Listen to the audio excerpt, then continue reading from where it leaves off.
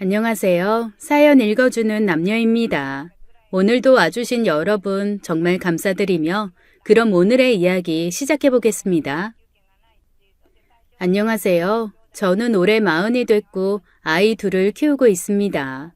애들 재울 때 책을 읽어주는데 어젠 하필 햇님과 달님을 읽었어요. 저도 모르게 눈물이 흘렀죠. 애들이 왜 우냐고 그러는데 대답을 할 수가 없었습니다. 우리 오빠 생각이 나서요. 전 3살 많은 오빠와 함께 자랐습니다. 저랑 다르게 오빤 집안의 자랑거리였어요.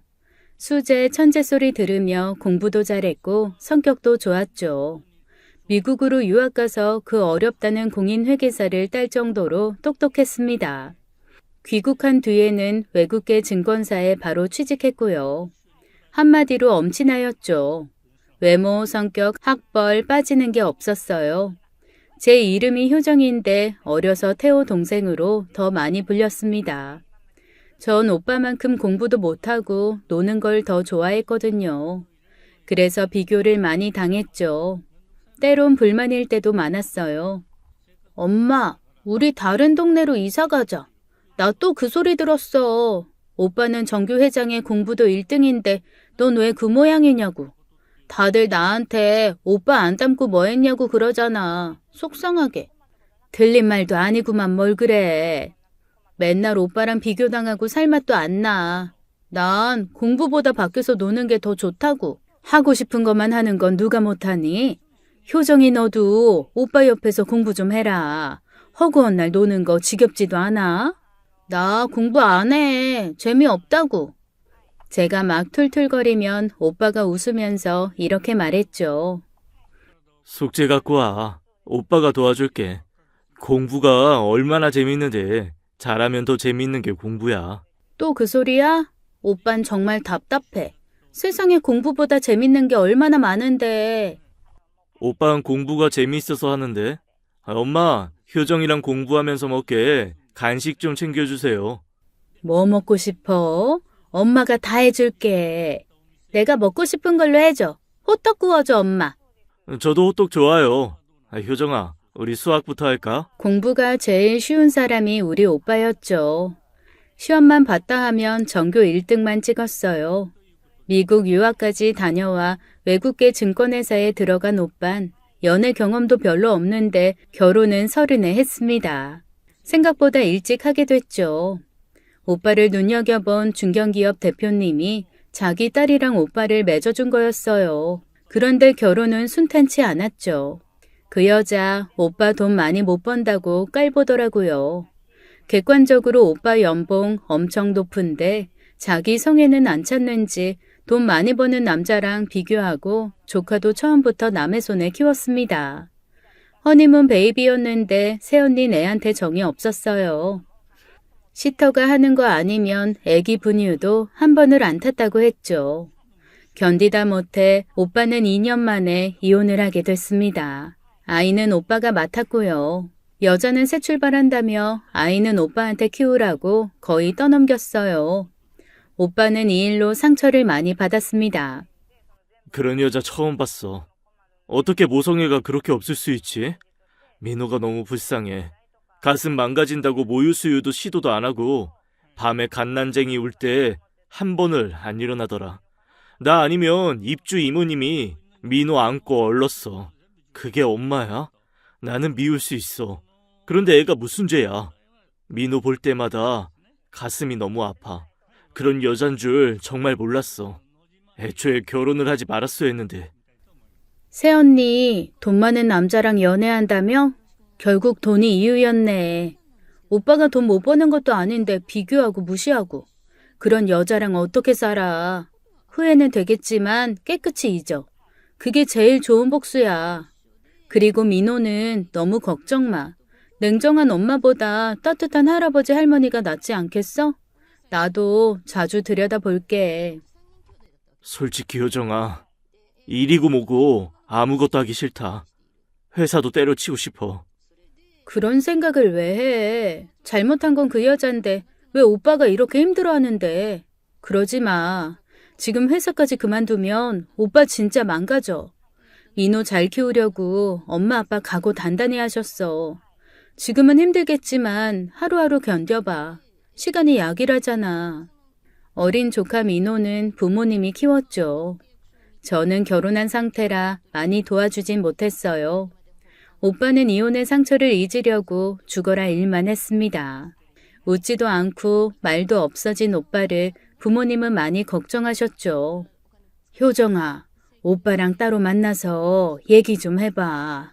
엄마가 속이 타 죽겠다. 오빠 많이 힘들어해? 마지못해 사는 표정이야. 민호가 아빠 부를 때만 잠깐 웃지 평소에는 애가 넋이 나갔어. 입맛도 없는지 밥도 통 안 먹고 방에 들어가 보면 밤새 혼자 마신 술병만 굴러다녀. 속상해 죽겠다 정말.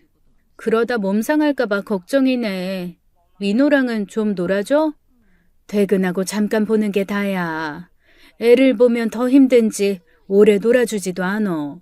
솔직히 민호 보면 더 속상하겠지. 딱하고.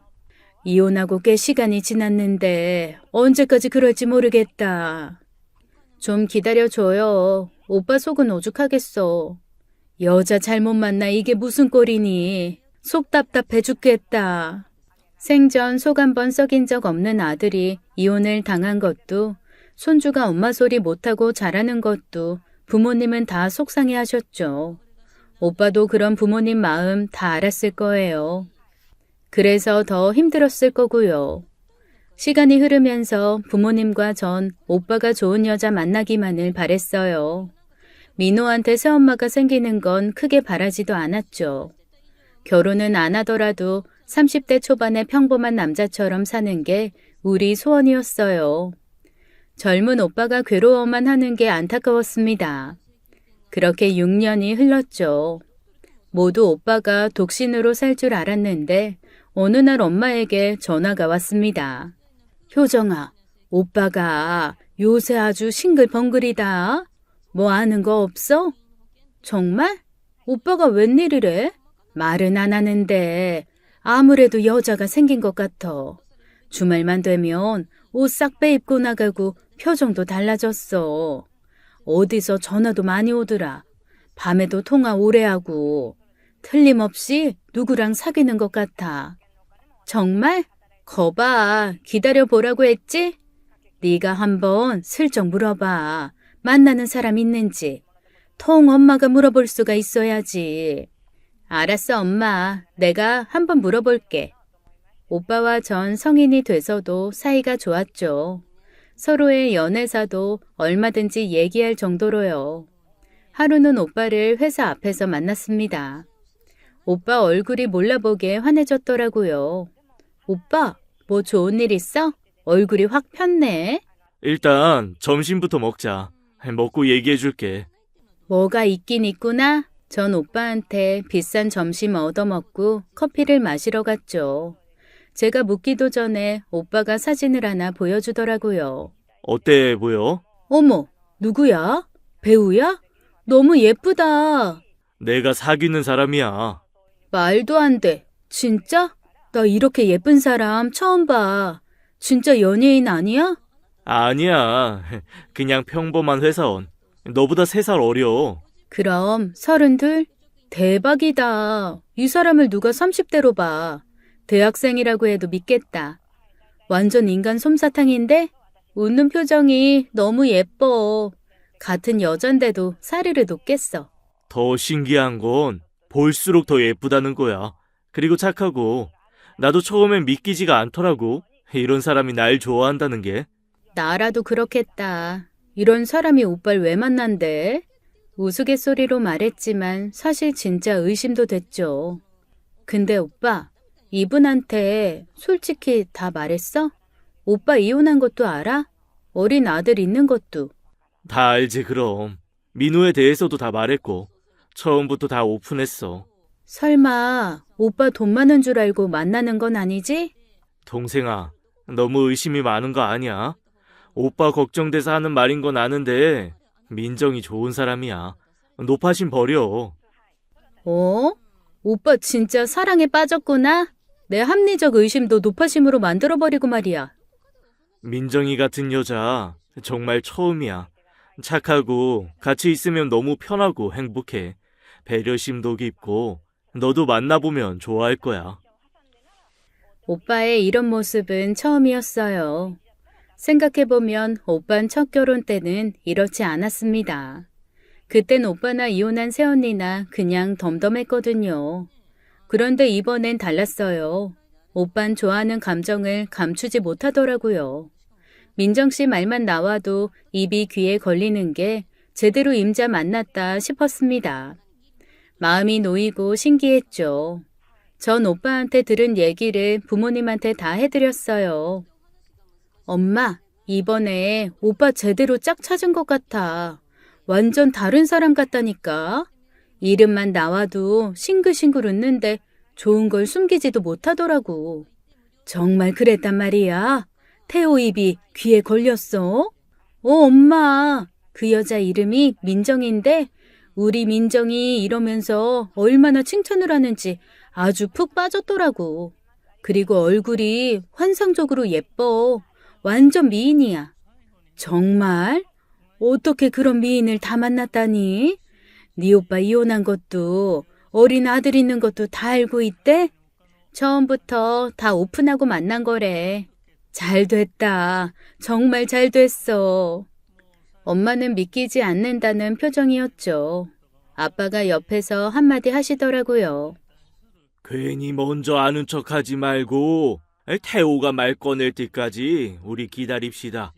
그리고 민호 앞에서는 말 조심해. 어린 게 아빠가 여자친구 생겼다고 하면 오해할 수도 있고 하니까. 알았어? 아유, 별 걱정을 다 하네. 그건 걱정 말아요. 이게 꿈이니 생시니? 이제야 우리 태호가 제 짝을 찾나 보다. 기다려봐. 조만간 인사 올 것 같던데? 집안은 축제 분위기였죠. 얼마 안 가 저한테 연락이 왔어요. 오빠가 민정 씨를 집에 데리고 온다는 거였습니다. 집에 가니까 엄마는 바쁘게 음식을 준비하면서도 훌쩍이셨어요. 엄마, 왜 울어?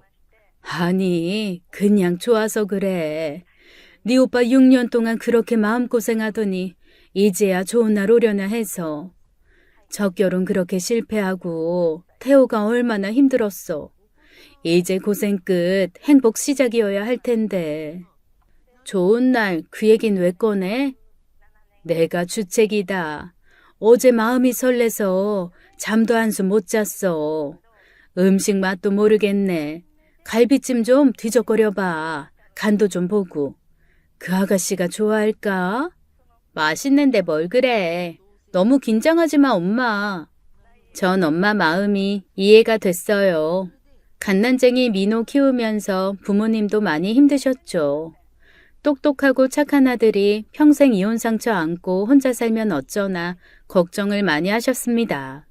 하지만 이제 좋은 일만 있을 것 같았죠. 그날 오빠가 민정 씨를 집에 데려왔고 우린 다 놀랐어요. 사진보다 더 예쁘더라고요. 어린 민호는 제 뒤로 숨었어요. 왜 숨냐고 물어보니까 천사 아니냐고 너무 예뻐서 못 보겠다고 하더라고요. 그래서 어른들이 다 웃었죠. 좋은 분위기에서 밥을 먹고 차를 마실 때였어요. 민정 씨가 거실에서 노는 민호를 보면서 말을 꺼냈습니다. 민호가 정말 귀엽네요. 처음 본 아이 같지 않아요. 볼수록 정이 가요. 그래요? 애가 순하면서도 총명해요. 내 손자라서 그러는 게 아니라 하나를 알려주면 열을 안답니다. 유치원에서도 칭찬이 자자해요. 태호 씨 닮아서 그런가 봐요. 맞아요. 제 아빠를 빼다 박았어요. 어머니, 이제 아무 걱정 마세요. 저 태호 씨랑 같이 민호 잘 키울게요. 부족하지만 많이 노력할 테니까 지켜봐 주세요. 어쩌면 얼굴만큼 마음도 그렇게 고와요? 정말 하늘에서 내려온 선녀 같네. 어머니 말씀 놓으세요. 저 딸처럼 생각해 주세요. 잘할게요. 어머니, 아버지, 저희 결혼해 주세요. 민호랑 저, 그리고 이 사람, 이제 행복하게 사는 일만 남았어요. 아무 걱정 마시고 두 분, 이제 좀 쉬세요. 민호 키워주시느라 고생 많으셨어요. 둘이 정말 잘 어울리는구나. 이제야 어미 마음이 놓인다. 이렇게 짝을 찾았어. 세아가, 태호야, 행복하게 잘 살아. 우린 아무것도 바라는 거 없어. 아무것도. 여보, 울긴 왜 울어? 처음 보는 자리에서 상대방 불편하게. 나도 안 울려고 했는데 주책맞게 눈물이 왜 이렇게 나오는지. 이제 염려 놓으세요, 어머니. 그날 가족 모두가 기뻐서 웃고 울고 했죠. 그렇게 오빠와 새언니는 살림을 합치게 됐어요. 결혼식은 새언니 뜻으로 생략하고요. 부모님은 작게라도 식을 치르자고 했지만 새언니가 거절했죠. 부모님 모두 호주에 계시는데 비자 문제로 한동안 못 나오세요. 오빠도 재혼이라 결혼식 치르는 게 부담스럽다고 하고요. 그냥 가족끼리 밥만 먹어도 전 충분해요. 식사 끝나면 사진관 가서 민호랑 사진 찍으면 되고요. 그래도 서운하지 않겠어? 서운하긴요. 괜찮아요. 전 웨딩드레스도 별로 입고 싶지 않은걸요. 번거롭고 거추장스러워서요. 그래도 엄만 서운할 수 있다면서 따로 돈을 챙겨주더라고요. 가방이며 폐물도 많이 해줬죠. 7살까지 친가에서 살던 민호도 새 집으로 가게 됐어요. 부모님은 남몰래 많이 우셨대요. 민호 잠든 모습 보면서요. 떠나는 날 민호가 울지도 않고 가는 게 엄마는 서운하면서도 기쁘다고 하셨죠. 민호야, 할머니 보고 싶으면 언제든 놀러와.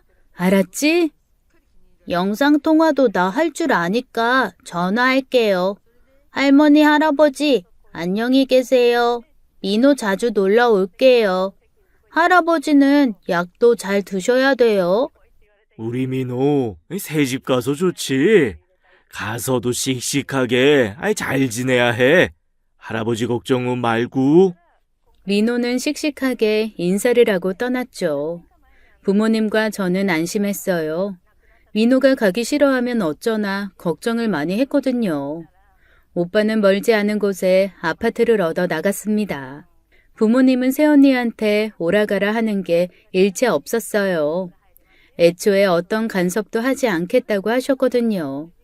새언니한텐 시댁이라고 전화할 필요도 없고 명절 때도 와서 잘 필요 없다. 밥 먹을 때 잠깐 얼굴만 보면 된다고 하셨죠. 오빠 이혼한 게 트라우마가 되셔서 무척 조심하신 거였습니다. 행여나 시댁 어렵다는 이유로 불화 생기는 거 싫다고 하셨죠. 오빠가 재혼으로 행복하기만 하면 뭐든 할 수 있다고요. 저도 그게 맞다고 생각했어요. 그런데 시간이 지날수록 이건 좀 아니다 싶었죠. 심하다 싶을 정도로 새언니는 왕래가 없었어요. 차로 15분 거리에 사는데도 얼굴 보기가 힘들었습니다. 친정엄마 생신 때도 오빠랑 민호만 왔어요. 솔직히 좀 황당했죠. 새언니는 뒤에 온대? 감기 몸살 때문에 누워있어. 많이 아파? 좀 그런가 봐. 근데 애는 거짓말을 못하잖아요. 민호가 그러더라고요. 새엄마 목욕 갔다고요. 몸살인데 목욕을 갔냐고 오빠한테 물어보니까 새언니는 몸살 들면 목욕탕 가서 몸을 풀어야 하는 스타일이래요. 말이 앞뒤가 안 맞았죠. 나중에 오빠 가고 친정엄마한테 그 얘기를 꺼냈는데 오히려 저만 혼났어요. 내 생일이 뭐가 대수라고 그래 넌. 못 올 수도 있지. 가급적 이해하는 쪽으로 생각해야지. 왜 별것도 아닌데 트집을 잡어? 무슨 트집? 그렇잖아. 아무리 편하게 살라고 했어도 돌이라는 게 있는데 결혼하고 시어머니 첫 생일인데 목욕탕 간다고 빠지는 건 좀 그렇다. 난 아무렇지도 않다. 저렇게 민호 데리고 가정 꾸리고 사는 게 더할 나위 없는 선물이야. 새언니한테 행여나 쓸데없는 소리 하지 마. 알겠어? 효정이 넌 이 오빠한테 행여 이 일로 입도 뻥끗하지 마라. 알았어? 알겠어요. 무슨 말을 못하겠네. 아버지도 언짢아 하셔서 저만 머쓱했죠. 결혼 전에 그렇게 싹싹하고 잘하겠다던 새언니는 이후로도 코빼기도 볼 수 없었어요. 부모님도 오빠네 아파트에 가보지도 못하셨습니다. 민호 방도 보고 싶었는데 새언니는 집들이는커녕 차 한잔 마시러 오란 소리를 안 했죠. 나중엔 명절에도 안 왔어요. 오빠가 잘 사는 게 맞나 걱정이 됐지만 정작 오빠는 아무 말이 없더라고요. 하루는 제가 큰 마음 먹고 오빠한테 전화를 했어요. 오빠, 주말에 민호만 친정에 보내주면 안 돼? 왜? 왜긴 엄마 아빠도 민호 보고 싶어 하시고 나도 그렇고 우리 애들이랑 민호랑 같이 놀이공원 데려갔다가 맛있는 것도 사주고 싶어서. 괜찮지? 오빠랑 새언니는 홀가분하게 데이트해. 그럴 필요 없어. 민호한테 신경 쓰지 마. 오빠, 무슨 말이 그래? 네 새언니가 싫어해. 이제 간신히 우리 세 식구 자리 잡았어. 민정이가 애 마음 흔들린다고 본가에 한동안 보내지 말자고 하더라. 오빠, 아무리 그래도 천천히 적응해야지. 민호도 할머니 할아버지 보고 싶을 거 아니야. 나 일 바빠서 통화 오래 못해. 그만 끊자. 오빠, 그럼 내가 새언니한테 물어볼게. 함부로 전화하지 마. 그 사람 싫어해. 정 그러면 내가 그 사람한테 얘기해볼게. 그 다음에 너한테 전화하라고 할게. 새언니 전화를 기다리는데 기분이 안 좋더라고요. 민호 보는 게 그렇게 어려운 일인가 싶었어요. 오빠도 다른 사람 같았고요. 곧 모르는 번호로 전화가 왔습니다. 새언니는 다짜고짜 싫은 내색부터 했죠. 왜 잘 있는 애 마음 흔들려고 하세요? 아니, 그게 무슨 소리예요? 민호가 보고 싶어서 선의로 그런 건데. 민호 이제 적응해서 잘 지내고 있어요. 그리고 저 민호 남의 집에서 자는 거 싫어요. 남의 집이라뇨. 말을 서운하게 하네요. 민호 친가에서 6년을 컸어요. 할머니 할아버지 보고 싶다고 안 해요? 안 해요. 이제 민호는 제가 더 잘 알아요. 그리고 오빠한테 자꾸 전화하지 마세요. 요새 일하느라 밤도 샌다고요. 네? 오빠네 회사 제가 알기론 그런 데가 아닌데요. 아무리 바빠도 밤새는 일은 없는데. 오빠 돈 많이 벌겠다고 퇴근 후에도 다른 일해요. 잠도 부족하고 피곤하니까 괜히 전화해서 귀찮게 하지 마세요.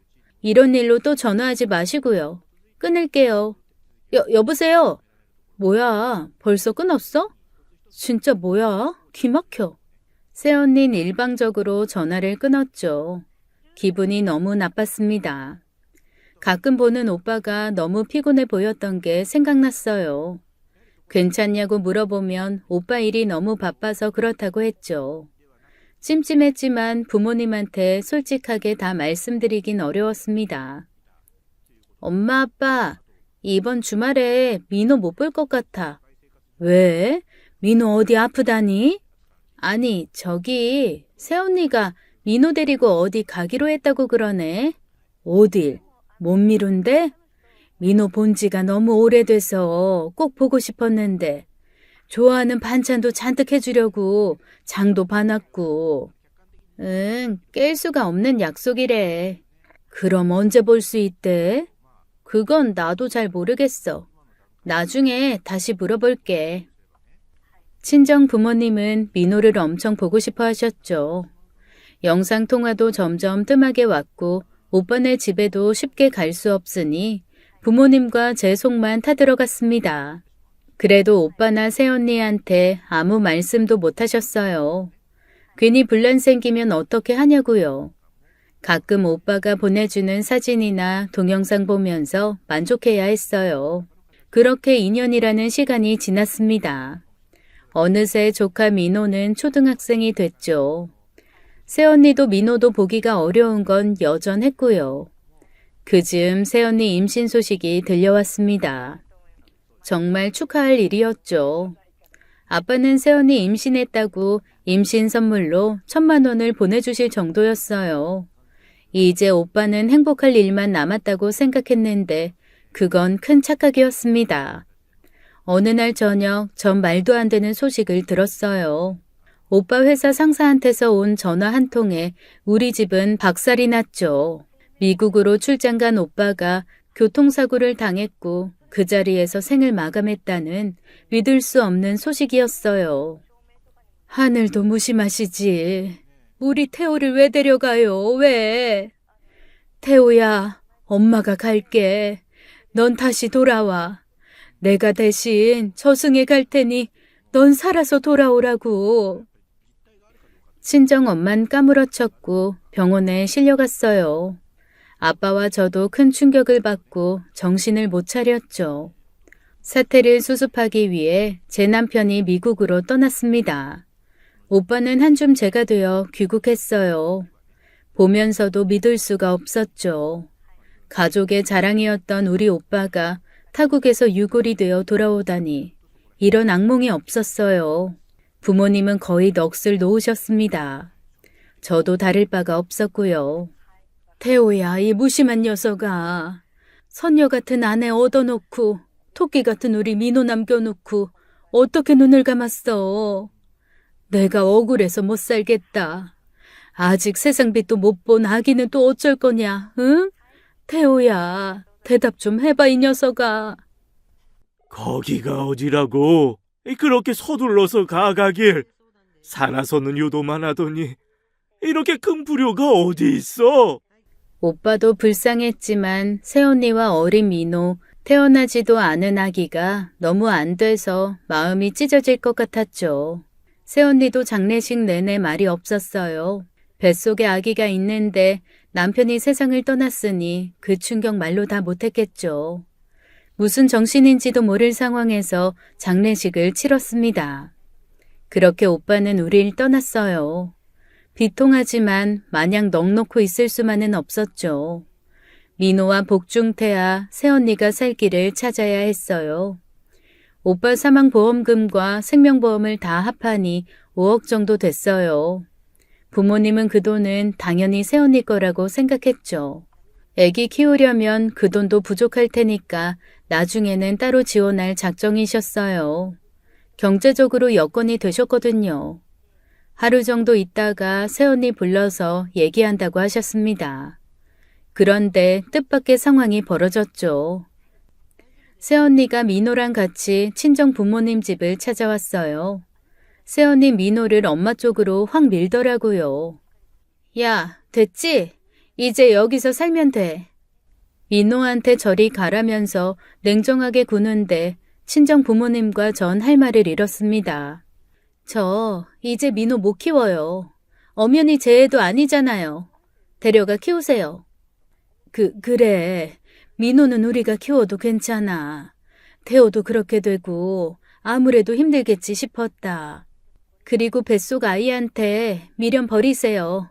그 아이 이제 세상에 없어요. 아니, 너 그게 무슨 소리냐? 남편도 없는데 저 혼자 애를 어떻게 키워요? 아빠 없는 애로 키우느니 그렇게 하는 게 나을 것 같아서 혼자 결정했어요. 깨끗이 수술했다고요. 전 이제 혼자 몸이니까 그렇게 아세요. 기절하는 줄 알았습니다. 새언닌 오빠 장례식을 치르자마자 혼자서 결정해버린 거였죠. 단 한마디 말도 없이요. 친정 부모님이 어떻게 그럴 수 있냐고 크게 화내시니까 오히려 악을 쓰더라고요. 저도 살 길 찾아야죠. 애한테도 차라리 그게 나아요. 아빠 얼굴도 모르는 애로 자라느니 세상에 태어나지 않는 게 낫다고요. 그러니까 우리 태호 아이를 마음대로, 네 마음대로 그랬단 말이냐? 네. 그러니까 저한테 더 이상 이래라 저래라 하지 마세요. 저도 괴롭다고요. 우리 엄마가 언제 그쪽한테 이래라 저래라 했어요? 말은 똑바로 해야죠. 저를 노려보던 새언닌 대뜸 돈 얘기를 꺼냈죠. 그리고 저도 살 길 찾아야 하니까 태호 씨 앞으로 나온 사망보험금이랑 보험 싹 다 위자료로 가져갈게요. 살던 집 전세금 5억도 제 걸로 할 테니까 그렇게 아세요. 아니, 민호도 안 키우고 뱃속 아기도 없는 마당에 그게 무슨 소리예요? 전세금 5억은 우리 부모님한테 줘야지 왜 가져가요? 민호는 그럼 뭐 입고 뭐 먹고 크라고요. 새언니는 남편 잃었지만 우리 민호는 아빠를 잃었어요. 낳아준 엄마도 없는 데다 평생 아빠 없이 살아야 한다고요. 그게 나랑 무슨 상관이에요. 할머니, 할아버지 있겠다. 아직 어린 게 뭘 알아요. 그렇게 안타까우면 아가씨가 데려다 키우시면 되잖아요. 민호 보고 싶다고 밤낮으로 저 귀찮게 하지 않으셨어요? 왜요? 막상 데려다 키우려니까 부담스러워요? 내가 이럴 줄 알았다니까. 지금 그 얘기가 아니잖아요. 그럼 내가 민호를 키워야 남편 죽음 보상금이랑 보험, 전세금도 가져갈 수 있다는 말이에요? 절대 그럴 수 없어요. 내가 왜 피 한 방울도 안 섞인 남의 애를 키워요? 아니, 염치가 없어도 이렇게 없을 수 있어요? 그동안 내가 못마땅한 거 다 참아왔는데 결혼하고 2년 동안 민호도 안 보여주고 생전 시댁에 와보지도 않았으면서 뭘 잘했다고 전세금이며 보상금을 다 빼가겠대요? 아가씨, 정말 왜 이래요? 어머님, 아버님이 너희끼리 편하게 살란 말씀 지킨 것뿐이에요. 그리고 내가 오빠랑 사는 동안 민호를 버렸어요? 아니면 바람을 폈어요? 제가 뭘 그렇게 잘못했다고 이래요, 지금? 어쨌든 제 몫은 싹 다 가져갈 거니까 그렇게 아세요. 앞으로 얼굴 안 봤으면 좋겠네요. 이제 아무 사이도 아니니까. 말끝마다 돈 아주 지긋지긋하게 돈만 밝히는데 뒤로 넘어가는 줄 알았어요. 부모님은 충격이 크셨는지 새언니와 맞서지도 않았죠. 어떻게 그 소리를 듣고도 가만히 있냐고 제가 뭐라고 했지만 부모님은 절 말렸어요. 젊어서 사별한 그 마음은 오죽하겠냐고요.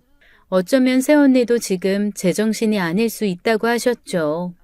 아이 그렇게 한 건 너무 속상하지만 새언니 입장에선 그럴 수도 있지 않겠냐면서 억지로 엄마 울음을 참으셨어요.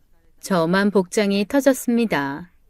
오빠랑 살 때도 자기 마음대로 두 얼굴로 행동한 거 아닌가 의심이 갔죠. 그렇지만 오빠가 없는데 물을 수도 없고 방법이 없더라고요.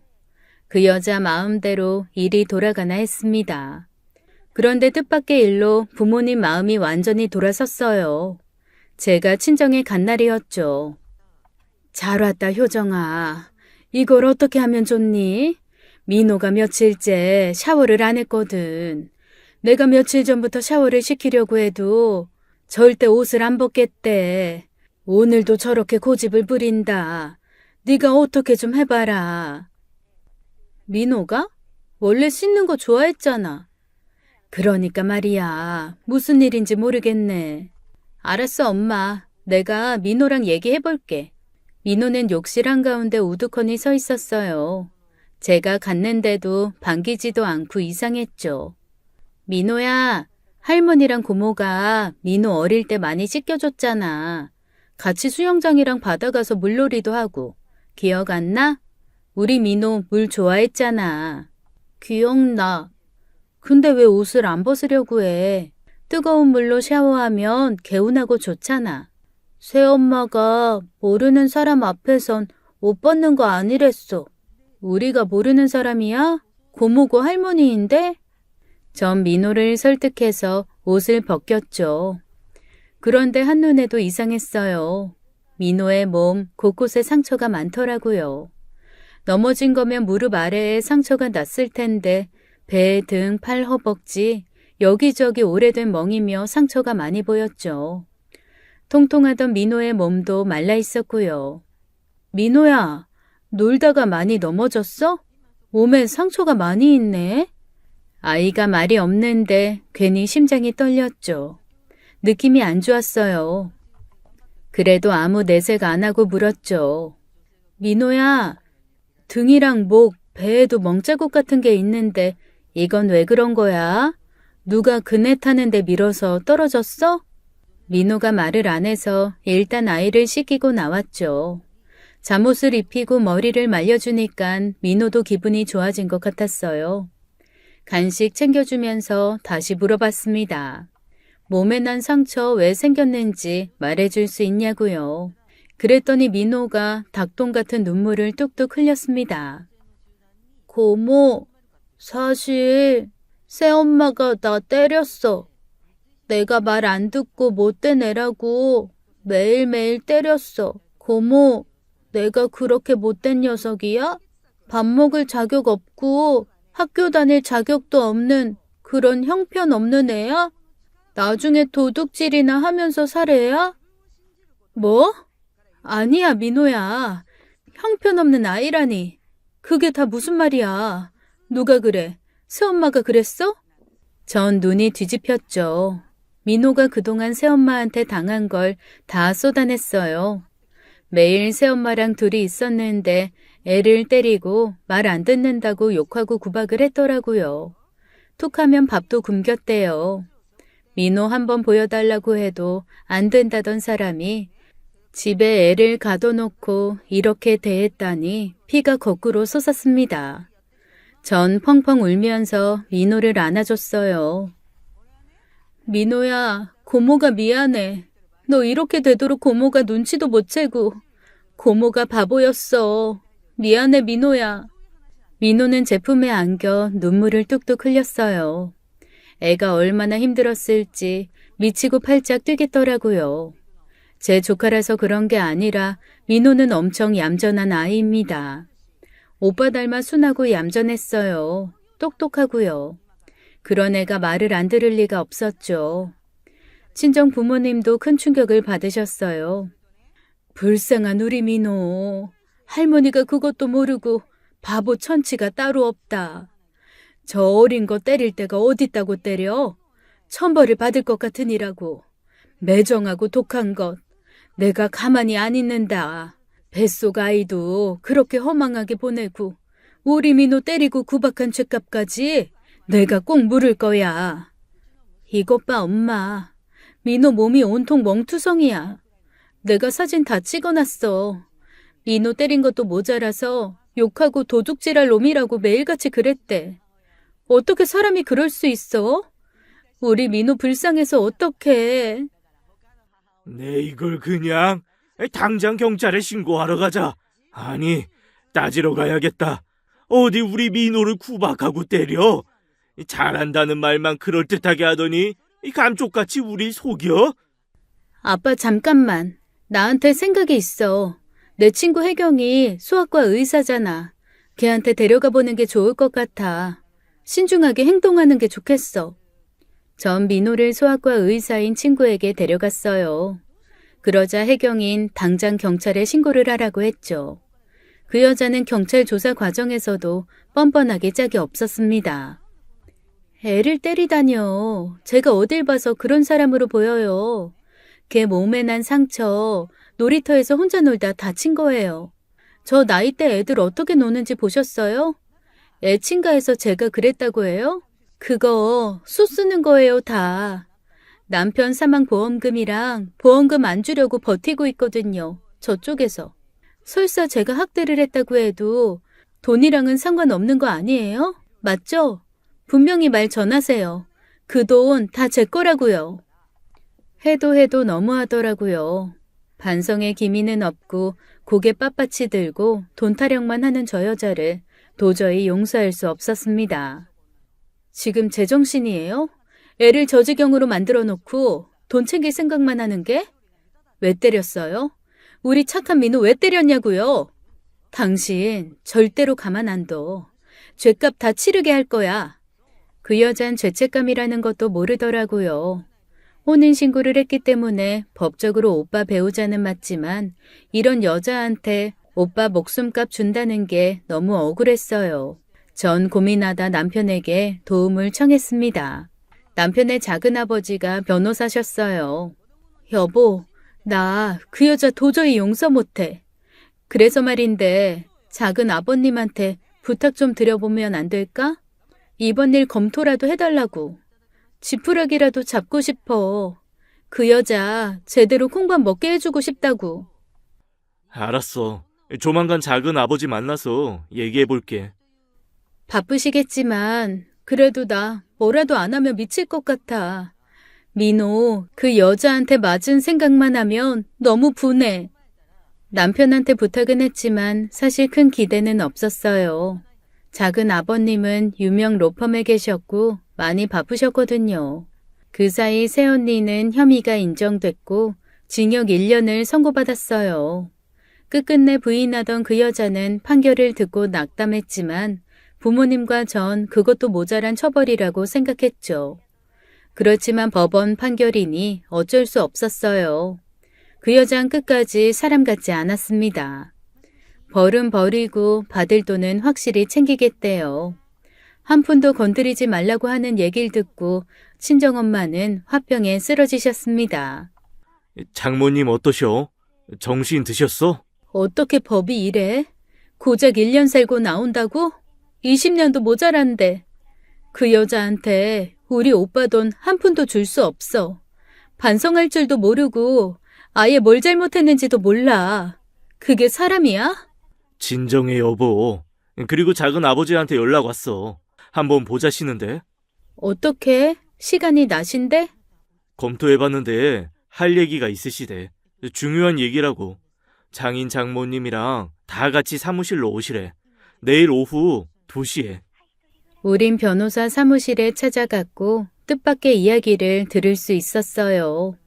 다음 날 당장 전 작은 아버님과 함께 그 여자를 찾아갔죠. 왜 또 왔어요?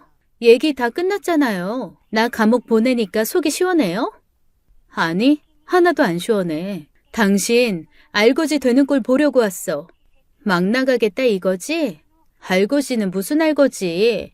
감옥 잠깐 살고 나가면 떵떵거리고 잘 살 거야 나. 당신 오빠 돈으로. 웃기지 마. 우리 오빠 돈 한 푼도 못 받게 됐다고. 알아? 그게 무슨 말이야? 뭘 알고나 말해. 우선순위 상속자는 배우자인 나라고. 그때 같이 간 작은 아버님이 변호사인 걸 밝혔어요. 그 여잔 곧 얼굴이 새파랗게 질렸죠. 전 그 꼴을 두 눈 똑바로 뜨고 지켜봤습니다. 성민정 씨, 시부모님께 어떤 상의도 없이 태아를 지우셨다고 하셨죠? 네, 그런데요? 상속을 박탈당하게 되셨습니다. 말도 안 돼. 그럴 리 없어요. 우리 민법에서는 자신과 같은 순위의 상속인을 살해한 상속인은 그 어떤 상속도 받을 수 없게 돼 있어요.